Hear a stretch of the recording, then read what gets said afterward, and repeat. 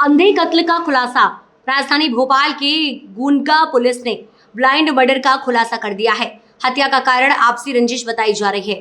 Police ने बताया कि मृतक और आरोपी दोनों एक ही गांव के रहने वाले थे।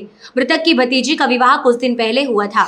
उसके बाद आरोपी उसे अपने घर लेकर आ गया था, जिसके बाद 12 जून को आरोपी ने अपने 2 अन्य साथियों के साथ मिलकर उसके ऊपर लाठी डंडे से हमला कर दिया, जिससे उसकी मौत हो गई। पुलिस को छत विछत हालत में शव मिला था।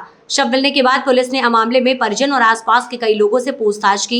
उसके बाद उसी गांव में रहने वाले शख्स बाबू यादव से जब पूछताछ की तो उसने घटना कबूल की, जिसके बाद बाबू यादव समेत उसके 2 अन्य साथी को पुलिस ने गिरफ्तार कर लिया और न्यायालय में पेश कर जेल भेज दिया। 2024 को धमर्रा दिल्लौद रोड थाना गुनगा में एक अज्ञात शव प्राप्त होने की सूचना पुलिस को मिली थी, जिस पे पुलिस जब वहां तत्काल पहुंची, फिर हमारी जो पुलिस टीम थी उनके द्वारा ये बताया गया कि प्रथम दृष्टया ये देखने से मर्डर प्रतीत होता है।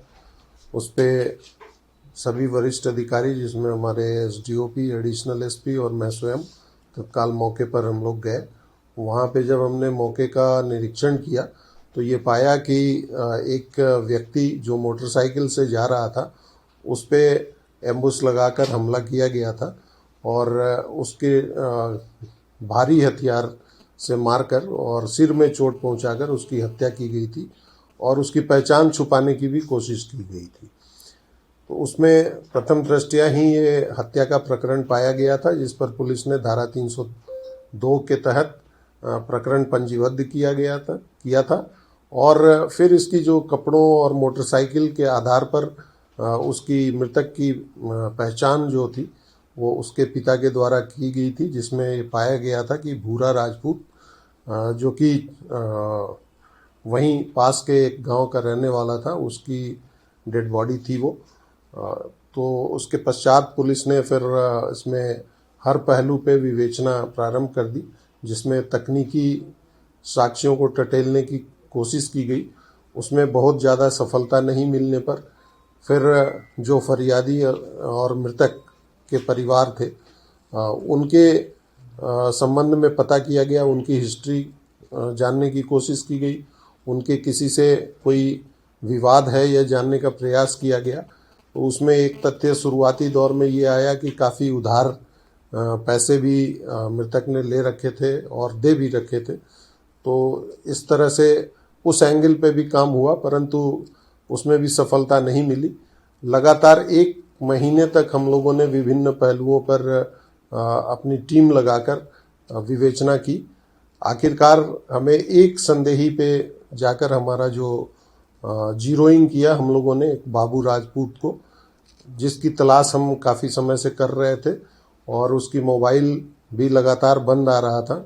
फिर उसके लिए एक टीम लगाई गई और टीम लगाने पर फिर जो बाबू राजपूत है, जो कि उसी गांव का रहने वाला है जिस गांव का मृतक है, तो उसको जब पकड़ा गया और पकड़कर पूछताछ की गई तो फिर उसने जुर्म को स्वीकार किया और उसने बताया कि वो भोपाली के साथ मिलकर उसने हत्या को अंजाम दिया था।